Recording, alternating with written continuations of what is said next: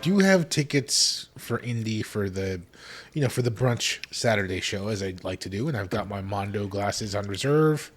Looking forward to that.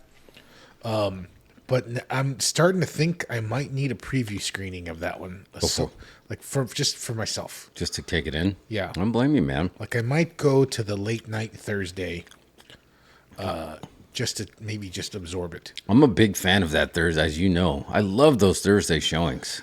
Sometimes it's too early for me sometimes. I need to discharge the steam, let out some steam, Bennett. Yeah. That's my Thursday showing. Because then I go back and then I watch.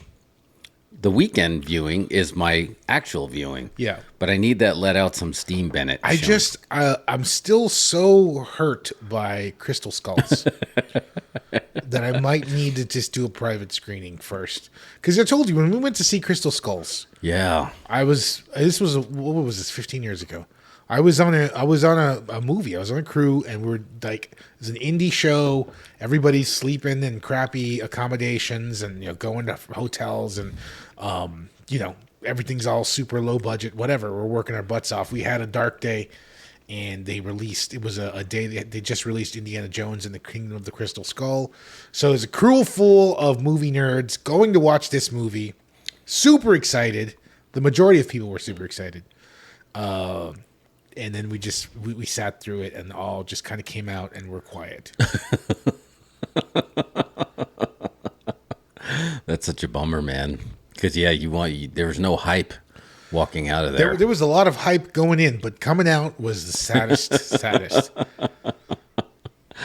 Well, I remember you telling me about that. So I'm hedging my bets. So not only am I going to Thursday screening, I'm going to be driving 3 hours to Houston. You're going to the Screen X. I'm going to Screen X. Finally going to see the movie theater that has 3 screens and one in front of you and then one to the left and one to the right. I'm going to meet friend of the show, professional wrestler Wayne, and we're going to be going to see that on that Thursday showing. I shouldn't give the time because he's like, don't say anything because I want to make sure the theater stays empty. Although this is not getting a lot of hype. This is not getting a lot of hype. Do you feel like, are you nervous? I mean, look, you were feeling better with James Mangold, but now I feel like that's kind of dissipated a little bit, no? Yeah, this may be an instance of also they've been hyping this one a little too much. I guess they're trying to generate interest. But who under 40 is going to want to see this movie? That's what I need to know. The last one was 15 years ago, and it was horrible and universally hated. The last good one was 89, same year as Batman. Yeah. Now, is it going to suffer the same fate? And we've also got a digital Indiana Jones going on. Right. Here's the thing. I don't know how you're looking forward to it. I feel like you are pretty positive going into most movies. You're always going in with a good attitude.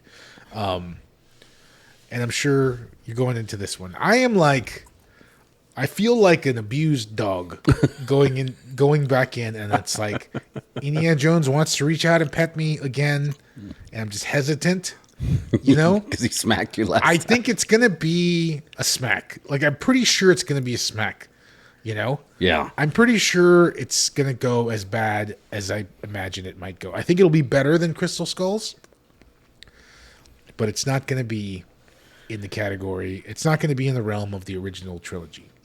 Man, which is like, what's your, like, I don't know if you're a James Mangold fan. Like, what would you list as, like, do you have a go-to favorite film of his? Like, because already he did in. He's got an interesting filmography. He's done like different movies every time. I did, because I had no idea he did Identity. Yeah, I didn't know that. Copland, I loved Copland. I had no idea that was his breakthrough indie movie. Yeah, I had no idea he did. But Girl Interrupted, Kate and Leopold, Night and Day, 3:10 to Yuma. Yep. Walk the Line. He's got the Wolverine and Logan. It's a pretty solid track record. Yeah. But now we have to factor in what's been, when we've talked about it here with The Mandalorian and Wayne, we have to factor in Kathy Kennedy in this, right? We kind of have to. Like her studio notes can't be good. Well, she made all the other Indiana Jones movies, so she should have the best perspective. She was more involved with the Indiana Jones movies than she was in the Star Wars movie in her earlier She's a career, producer, correct? right? She's a producer. Yeah, she was a producer on all of the early ones, but like I feel like this one, she probably had more influence on earlier. Here is the main issue, in my opinion. Our hero, Dr. Henry Jones Jr. You call him Dr. Jones, doll. He's not Indiana. Indiana was the dog. He's 80. He's 80. Yeah, Now, I think this movie is leaning into the age, I think so. but still, in the summer movie season full of blockbusters, John Wick, we live in the John Wick era. What is an 80-year-old Indiana Jones? How does he stand a chance? It's true. So we're going to go, and I think that, what are you expecting? How are you expecting to feel watching this movie? Oh, I'm 100% positive that it's going to be better than Kingdom of the Crystal Skulls. It has to be that. So it's a low bar of excitement for me. And I think I said, I hedged my bets. I'm going to a theater that has 3 screens Yeah. because I can now feel like it's an experience. I'm looking forward to getting the Mondo glasses. I can't wait to get those. Yeah, so it's hedging your bets. But that being said, after reading through James Mangold's filmography, if you're just asking me on the films he made, I think we're in for a treat. I think we're going to be pleasantly surprised if you get this Thursday showing, get it out of your system, and then go back again and watch it on Saturday. No matter how you feel on Thursday, go watch it again on Saturday. I think I may end up doing that. I think that's the way you go. And then I think you're going to be, is this going to be the best Indiana Jones? No, it can't be. There's no way you can recapture. There's absolutely that no magic. chance of that happening at all. I mean, you have that as your number 1 trilogy of all time. Yes. And rightfully so. Like, there's no way you can do it. I think it's going to have that same feeling like, oh, I feel like they should have done this, they should have done that, but I don't think it's going to be bad. I feel very confident that it's not going to be bad. I just don't know if it's going to be like the perfect send-off for him. I don't know. It's not going to be bad, which in a way is going to make it even worse. Is that to make it hard? Because I just, I was super excited for Crystal Skulls. I was like, yes, one more. Why not? Let's do this. Yeah. And then 90 seconds into it, it turns into Caddyshack. And it's just like, this is like, you almost need this to wipe away the stain of Crystal Skulls, but also I don't want it. I just wish they both didn't exist. But I'm going to go and see it anyway. I mean, you're not wrong. So when people ask me what my favorite Star Wars movie, and this used to mean a lot more when there was really only 6. I used to say it, I really never looked at them as just one single film. It definitely, now I'm only talking about 1 through 6. I never looked at them as one film. Like I liked one entry better than the other. But a lot of people were able to do that. I wasn't able to do that, right? It was the conversation in Clerks, Empire had the better ending. Jedi was a bunch of Muppets. People were able to, I never was able to do that. Are you able to do that with the Indiana Jones and say which one was your favorite? Raiders of the Lost Ark, Temple of Doom, or Last Crusade? Oh, yeah, absolutely. Oh, you can? Okay. Yeah. They're not an ongoing story. They're episodes. We can do a mini Mario Machete's cut on Indiana Jones. I mean, my favorite is Indiana Jones and the Temple of Doom. Yeah. Hands down. I feel like that one is unfairly maligned. Like, it's not the favorite when I feel it should obviously be the favorite. Yeah. It's got the horror elements that the others don't have, which I know Steven Spielberg was going through some stuff when he made that movie, so that's why that came through. So was George Lucas. They were both getting divorces. But Temple of Doom, I just think is stylistically my favorite. Kate Capshaw's character gets heat, because of does a lot of stereotypical female action movie tropes. Yeah. But I mean, when they're in the cave with the bugs, Yeah. the mine car chase, the waterfall, the chilled monkey brains. Oh yeah. It just can't be topped. And like the thing is, the thing that makes it so great is that it's the sequel to Raiders of the Lost Ark, which Raiders of the Lost Ark is untoppable. But I thought Temple of Doom managed just to top it just because of how, over the top it is. Yeah. It just jumps the fence. Fair. They rip that dude's heart out Yeah, exactly. in that one scene and throw it in a fire. I used to think that should have been a wrestling finishing hold, that claw, and then they ended up doing it in that Pro Wrestling Nintendo, the claw to the chest. But I love Temple of Doom. I think that's my favorite. A close second is, Raiders of the Lost Ark. And, Temple of Doom, Last Crusade is a really close third. Really close. yeah, fair. Yeah, that's probably. I think we're in total alignment. That's probably how I would book those two. I think if I had memories like of which one sticks in my head the most, it is Temple of Doom. I still remember to this day my aunt walking in the house and she's like, "That movie started with action and it just never stopped the entire time." Yeah. And is that one of the best film openings of all time, the Anything Goes scene? Absolutely. Anything Goes. That song, everything about it works. Anything Goes also combined with the actual action scene, the payoff. Yes. So good. With the with the jewels and the ice buckets and Lao Che. It's the gong and shooting at the gong with the old school Tommy gun machine jumping out the window, ending up on the plane, and then the plane didn't. Oh yeah, everything about it was so good. But I think it just worked for one of the best opening scenes. And what was it? I'm going to ask you your technical opinion. What did they do with their faces in that scene that made it look so different? What did they do with the lenses? And the only time I've ever seen anyone do this with the lens where it almost made it look like the face was long, like it was a looming figure, was in Superman 2 when they did General Zod, Nan, and Ursa. After they lost their powers, it made their faces look long. Do you know what I'm talking about? I'm not sure. I'll have to look at some stills, yeah. There was just I feel like they did something to make them seem more evil. Like they just stretched their face somehow, something about it. And I'm talking about when Indy's buddy, who was the waiter, and then he just, he was going to help Indy, but then he ended up getting shot, which was quite the swerve because I thought that was going to be his new assistant or something, and he was done really quick.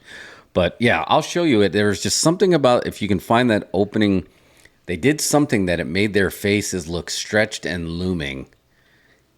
But anyway, I think everything about that just worked so well. And I think because Raiders of the Lost Ark, nobody saw it coming. Like nobody expected that. Was Raiders of the Lost Ark before or after Romancing the Stone? Oh, before. It was that was the before? inspiration. Okay. I mean, I think they were expecting something. It was Spielberg and Lucas, Jaws and Star Wars teaming up. So I'm sure the hopes were high, but I don't think anybody knew exactly what it was supposed to be. Like how high that was going to go. Because would you say, to me, is he remembered? Is he going to be remembered or is remembered for Han Solo or Indiana Jones? Or are they literally like neck and neck? I think they're pretty neck and neck. It's like Rocky and Rambo. Yeah. Oh, that's a good comparison. Yeah. They are like, he is like Rocky and Rambo. It's probably just your preference in IP. Yeah.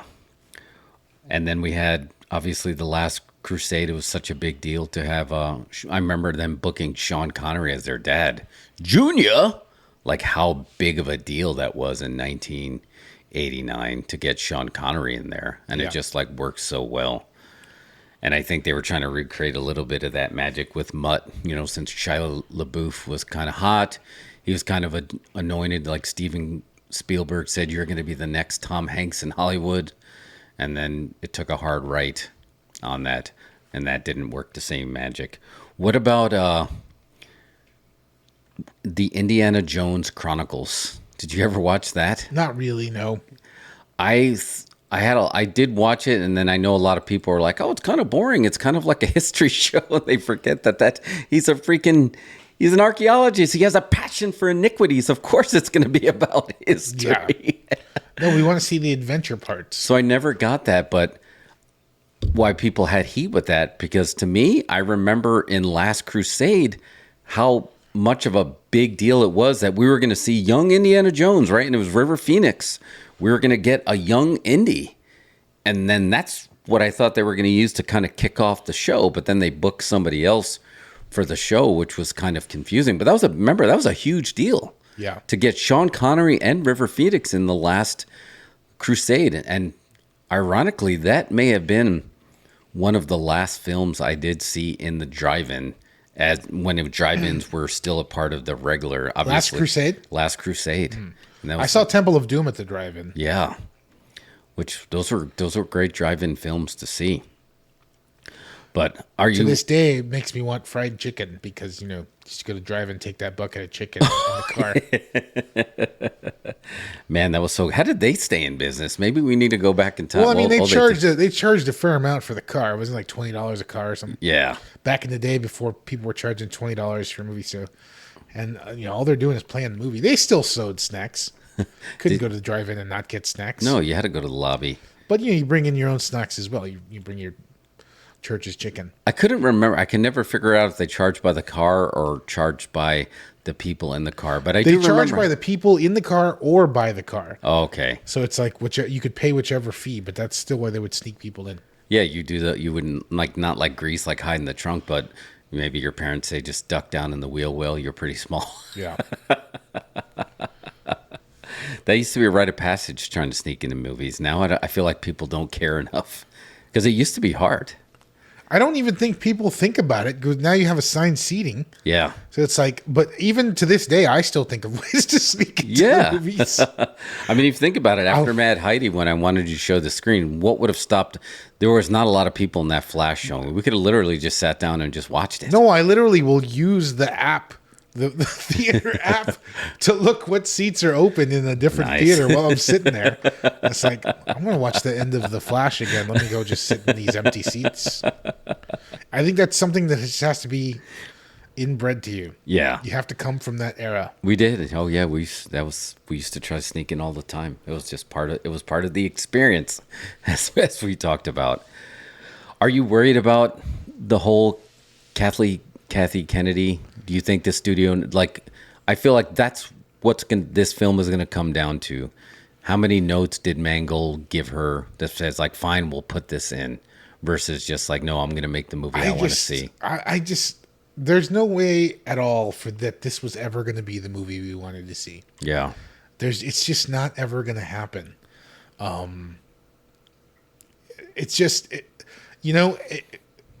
we can pretend to buy into it, but there's a certain part of us that is never going to be able to accept 80-year-old Indiana Jones doing adventure, right? You think it's in our brain? We realize he's deep faked when he's younger, and we're definitely going to realize he's deep faked. I think it's, and then, it's like, the 89 end of Last Crusade was the perfect ending. They didn't need another ending. It was the last Crusade. The Last Crusade, and it ended great. He made up with his dad. The arc is great. So it's just like, and then I think that even though I'm sure James Mangold is going to do a great job, the fact that it's not Spielberg still separates it from the group. It can't be helped. Is he just EP? Is that? I don't know. I'm sure he's getting some kind of check, but he's not directing. So it's just not going to seem right. But I'm still going to go sit in and watch it. And, probably twice. And you have to watch it twice. This movie's too important for you to not give it 2 swings. Yeah, I give it 2 swings. You got to give it 2 swings. I'll give it 2 swings, but it's hard for me to grasp at any idea, any possibility that this could be a great movie. When, while we're on that topic, what was the last Steven Spielberg movie that you loved? I don't know. He cranks out a lot of movies. Yeah. For being so up there in age already, he's still working a lot. Yeah. And I say that as I'm kind of looking through his filmography and trying to decide which one would I'd say. I mean, I don't know. I liked some of his later stuff. I did like Catch Me If You Can. I thought that was Gotcha. Yeah, that was good. I thought that was really good. I didn't see West Side Story, or I didn't watch all of it. No, I didn't finish. I just saw The Fablemans, which I didn't really care for. It's gonna have to be that one I said.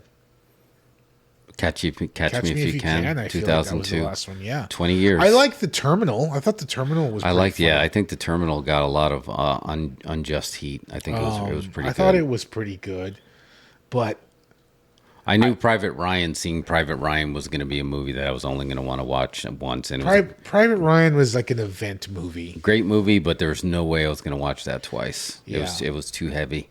It's too heavy, and also like I don't think what's wild about that. It's a great movie, great film. You definitely don't want to watch it multiple times, but it's also got that grindhouse thing to it. Yeah. You don't think about it because it's Spielberg, but it is just like graphic violence, war for real. Yeah. You know what I mean? Yeah, real war. And it's got that, and that was part of the draw. But anyway, it's a good film. Fine. I like the War of the Worlds remake. I thought that was good. Oh, yeah, that was good. Minority Report was good. Minority Report was really good. Ready Player One had heat when it came out, but still echoes in my mind. That's true, man. I mean, he sought that one out. Spielberg really wanted to do that one. My only note for Ready Player One, which it was just too tough to do, is like it was too short. Because I liked that movie enough that I'm like, I think I should read this book, and then I realized how great the book was. Yeah. And I told you I only watch the movie, then I go back in the book because I don't want to be disappointed. Now it's like, oh, look at all this backstory I have now. But then after reading that book, that was sprawling enough that it should have been more. And now with Ready Player Two, it really could have been more than just one film. It maybe would have been a series. Yeah. Maybe that was the way to go, just to make it a great series. Maybe that would have went. But yeah, same like that. That literally still echoes in my head. You know what Spielberg film that I love and that probably Alone in it, speaking of just kind of sticks in your head, is ironically AI. Oh yeah. Artificial intelligence. I thought that I enjoyed that. It was a weird half Kubrick, half Spielberg movie, and you can almost feel when it went to one to the other. But I don't know. Gigolo Joe always kind of stuck in my head, and Haley Joel. I just like the way that they learned how to, the way it ended with the aliens figuring out the DNA and then giving him a copy of his mom, like all stuff now that's slowly becoming a reality for us. That everything about that, the cast was good, like everything about. Did you like? Yeah, I thought it was good. I liked it. I think you're absolutely right. It does feel like two movies. The first half is vastly different than the second half. But yeah, I liked it. I thought it was really good. Yeah, it's one that I've actually wanted Has to go Spielberg ever made a bad movie in your opinion? Does he have any bad ones? That's a good. Let's go through here. There's like not ones you don't like, but yeah, a bad movie. Oh, that are made bad? No. I mean, everybody has heat with like 1941, but I think that's probably a classic. Yeah, I think so too. I think actually, I would love for if you ever see Alamo doing that, I'd love to see that on the big screen come out. I don't know. People had heat with BFG, right? He did BFG. Oh yeah, he did BFG. He works a lot. Yeah, so I would say probably one that was I would say the most disappointing movie because I had such high hopes for it. If he was, I don't know if he directed or not. Was The Lost World, Jurassic Park 2? Did he direct that? He did. Yeah, I was pretty disappointed in. Yeah, like I remember leaving really disappointed in that, just because. But it's hard. That was a high bar. I also felt the same way about the second Jurassic World one because the first one was so good. That would be the closest one that I would put on there. Tintin, that's another one. I don't know. I remember kind of watching it, and the cast was, the voice actors were so good, but I don't know if it actually delivered on it or not. Mike saw it. Did you see it?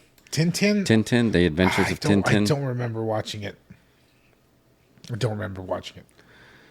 Man, but it's funny when we talk about Quentin about wanting to before he gets burnt out. I mean, there's so many Spielberg movies that are just like untouchable, like absolutely untouchable. To think, but now is he? I didn't see the Fablemans, and I wasn't even drawn to go see the Fablemans. It's not a bad movie. It's just not. I don't know. Not really. Not really. What I wanted to see, and it was kind of a weird experience since it's like a dramatization of him growing up. Yeah. I think the best part of that movie is the last scene where Spielberg meets John Ford.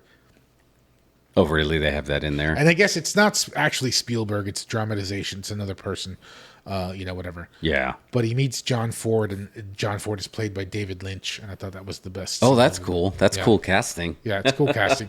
It's not a bad movie. And honestly, I think if you watch it, you'll like most of it. I think the parts that were strange to me was there's a lot of... It's not strange. It's just sort of like the way that it was put out. It's a lot of family drama and like the parents' marriage drama. Basically that's like the weird part. He's like exposing his parents' sort of like family drama. Oh, and you're just kind of like. So it makes you feel like you're in the middle of a room like, when someone's fighting. Yeah, and it's just like it's got these great scenes where like, the Spielberg variant is like getting bullied in school, and they're like, "Oh, you should shoot the high school skip day and make a movie of it." Blah blah blah. You know what I mean? And it's like the girl he's dating is like really rich, and it's like, "My dad has an RE16 camera." And you say, "Your dad has an RE16." Like, there's cool stuff in there. You'd like it. All right. But then all the family stuff, you're just kind of like, this is killing my buzz. Awkward. It also always felt like to a movie that was made a little too late. Like this should have been made earlier, closer to the year 2000. And it's not like family drama where it's like it's not like it's Precious and they're overcoming, abusive, overbearing parents. It's just like, I guess his parents didn't stay together. And, that happens a lot. And it's just the way it's played out. You're just kind of like, I don't know that you should be sharing this with me. Yeah. Maybe it was therapeutic. Seth Rogen is in it, by the way. I did not know that. It's good. You will like the majority. You watch it, you'll see what I mean. Okay. And you'll be like, if they just cut out like those parts, this would be much more enjoyable. All right. I will check it out. Let's talk about the two misconceptions or confusion or the way history is rewriting Spielberg. And this is two directing projects. I don't even know if I ever knew this consciously, that he was not the official director of Poltergeist. What is the story? Do you know the story behind that? Why he's only listed as the de facto director? Of Poltergeist? Yeah. Well, see, we got to have Joe Bob on for this one. Yeah, that's what I want. Because it was Tobe Hooper, right? The scuttlebutt is the internet story is that Spielberg ghost directed Poltergeist because it was a disaster and it was out of control and Tobe Hooper was maybe on drugs. That's what they say. Where Joe Bob Briggs maintains that is not true, and then there's a camp of people who maintain that's not true, that Tobe Hooper directed Poltergeist. And I think Spielberg has even come out and says, I did not direct Poltergeist. But for some reason, there's like an urban legend that he ghost directed Poltergeist. Yeah. Yeah. And I did not know that. I mean, I knew he was story by, and you knew he was the EP because that's what he was doing at the time, like producing. But when you see Carol Ann, right, the actress that played Carol, you always think of Steven Spielberg. It's like, oh yeah, you know how he always likes to book little kids in his film to add to the heart of the story. But I did not know this whole thing of why he's just considered the de facto director. So yeah, that would be cool to figure out the scoop behind that. And the other one, which I think everybody knows this, but it still always blows your mind, that when you think Steven Spielberg movies, The Goonies has to be on that list. And he did the story and he was an EP, but he was not the director. I never think of that as a Spielberg movie. You don't? No. You think of that Dick Donner? Yeah, That's Dick Donner. Dick Man. Donner? Yeah. So that, I don't know, that to me, that always felt like, and I don't know, it's just because of just like, again, you have him booking kids. I think that as a kid, I was very aware, distinctly aware, probably more so than the layperson, how a producer was different than the director. And I knew that if someone was credited as producer, it was not the same thing as directing. And I think back in the day, people would get those two confused. Yeah. Oh, 100%. It did feel, but don't you feel like even like the vibe, the music, just like the, you know, the adventure on there, like it just didn't feel Spielberg-y to you? I mean, thinking about it now, sure, yeah, it does have that Spielberg vibe. The score, the kids, yeah, definitely. But it just, dude, just this movie, you know, stands the test of time, and it's so precious to so many people because directed by Richard Donner, screenplay by Chris Columbus, story by Steven Spielberg. Yeah. And then like all these actors, I mean, everything about all the kids they booked, they just stuck in your head. Like everything about it was magical, other than even creating the rock and wrestling connection. Can I blow your mind one more time? Yeah, do it. Did you know that there is a subplot in that movie that was completely edited out, where there was an escaped gorilla in the town?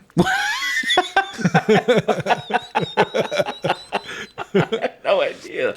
What? Yeah, there's a whole other you can look it up. I'm sure you can find plenty explanations about it. But there's an entire whole other subplot where they had an escaped gorilla running amok in the town while the Goonies were having their adventure. And This is the first time it. I ever hit the first shoot. I've never heard that till now. Yeah. And they shot stuff for They it shot too? stuff for it. I think maybe the gorilla wasn't working, or something like that, or they realized they just couldn't finish it. But yeah, it's in the original script. Oh my God. Ironically, the shark didn't work and then the gorilla didn't work? Come on. Release the gorilla cut. Mike said, yeah, for real. Release the gorilla. But you're right, Mike. I do remember him doing a lot of promos and marketing for the film as well. But to me, it's just like, I don't know. Even if it's just for the layman, average film goer, I think if they lists your favorite Spielberg films, I think a lot of people would list The Goonies. I believe that. Yeah, sure. And again, sure, you can say it is in a part of his family because that's Amblin, right? It would fall under Amblin. But I don't know. Again, dude, reading through this, now I am really disappointed that Steven Spielberg is not directing the last Indiana Jones. Like, even though he did King of the Crystal Skulls, what about if Steven Spielberg got... Oh my God. What's that? That is a bad movie by Steven Spielberg. Oh, is Indiana Jones and Kingdom of the Crystal Skull. Yeah, that's his only bad movie. There it is. There it is. No wonder he didn't want to come back to do it again. So that was at the same time that, George Lucas was accused of murdering people's childhood. Maybe, I said the M word. Oh, maybe we're long enough along. All right, anyway. Yeah, I guess that for you, that would be it, right? Yeah. King of the Crystal Skulls. Oh, yeah, that would probably be for me too, I guess. Oh, I forgot what about Gritty? Let's talk about Gritty, Steven Spielberg. And I'm not even talking about his earlier stuff. Duel, right? The 1971. I saw that later on, the TV movie. I feel like Quentin talks about that film a lot. Duel. Then we have Munich. I'm just going to jump around. That's another one on how... Did you like Munich? Munich is awesome. Munich was great. Yeah. That was so good. And that came out in the same year as War of the Worlds. So 2005, Spielberg was still going to town to get War of the Worlds in Munich in the same year. Mm-hmm. And that's coming off Minority Report, Catch Me If You Can.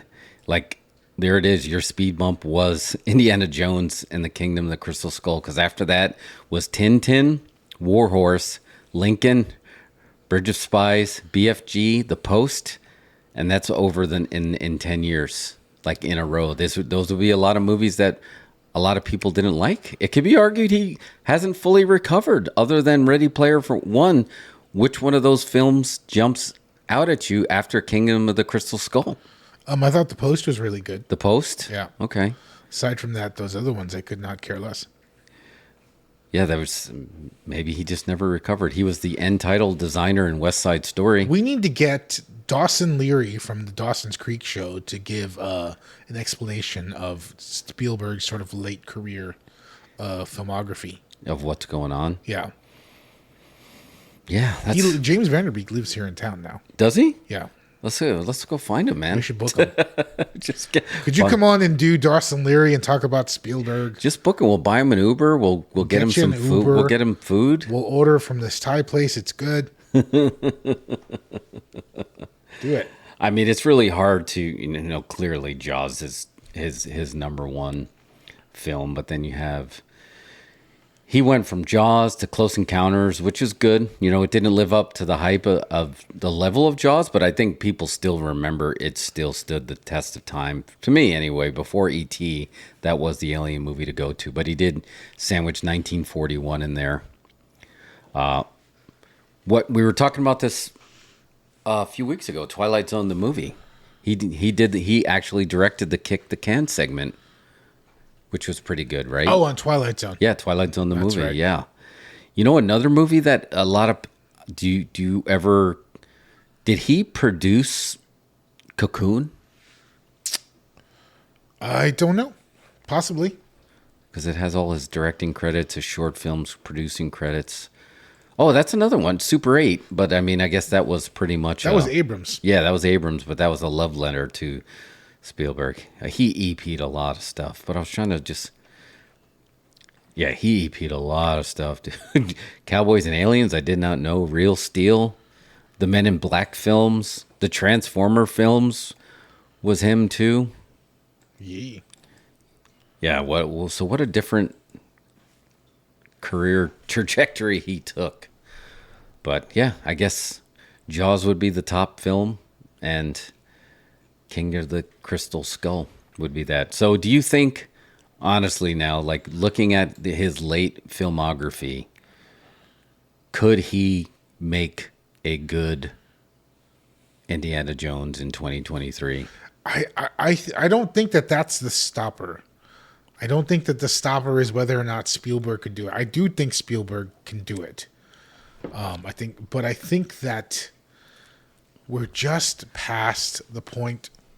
I'm sorry, unless the movie is about Indiana Jones as a very old man, which he is.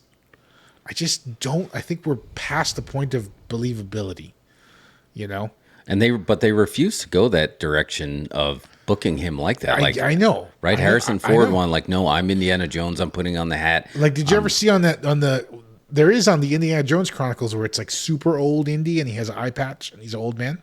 Oh, yes. Remember that episode? Yes, I do remember that.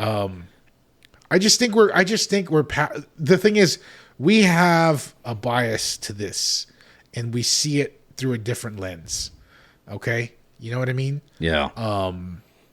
Because we were there when these movies were in theaters and we were young and Harrison Ford was only 42. And he was doing these films, and I just think that I'm trying to think of the comparison of another person trying to be an 80-year-old action hero. I mean, Stallone's doing it, sure, but I think we're going to see Stallone for nostalgia as well. Right. Successfully, I guess we're looking for. Well, not that they're not successful, but it's very much in a box. Yeah. Like mass appeal movies. Yeah. This is the closest that they're attempting mass appeal. Yeah. That's a good point, Mike. That should be Fabelman's 2 should be later Spielberg's career. Just go in that direction. Totally. I mean, but you think about it, dude, like this day and age, what we know about health and what we know about like eating right and what you're drinking.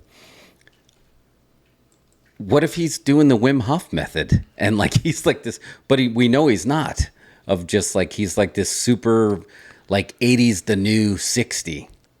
But they're not going to be doing that in this film. You can tell they're booking around it. I felt what you were talking about. Now that you say that in Force Awakens, on that scene when those pirates came on the ship and he threw that punch, the wrestler in me, it felt like a working punch. There was too much daylight in that punch. It felt like he couldn't throw that right punch anymore. The movie magic wasn't able to cover that up. Yeah. I feel like it was borderline on Crystal Skull. You could definitely tell when it was a stunt man. Yeah, I just, and that's the thing is Indiana Jones, he's an adventurer. And I think they tried to set it up with Mutt where he'd have a surrogate to do adventures, somebody young, but Yeah.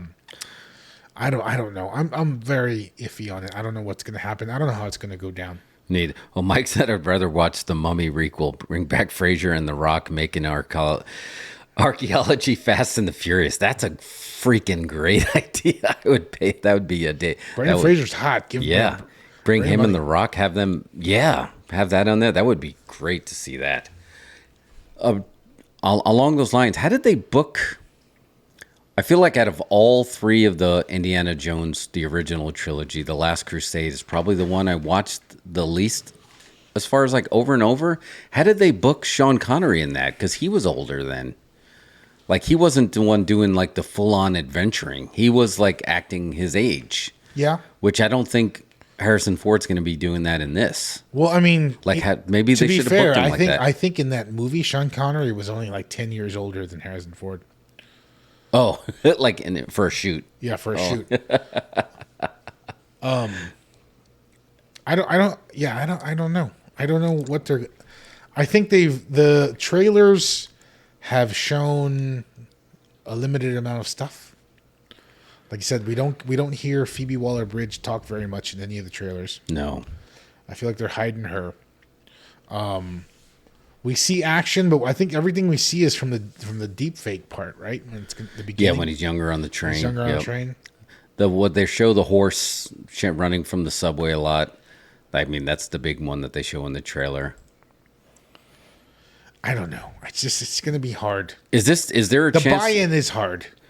Yeah. Is there a chance we're going to get speaking of, again, to jump, not to keep harping on Kathleen Kennedy, but we know for a fact that Obi-Wan Kenobi had a little bit of a swerve, and in his show, he wasn't the main focus in every one of his episodes, and they had another character.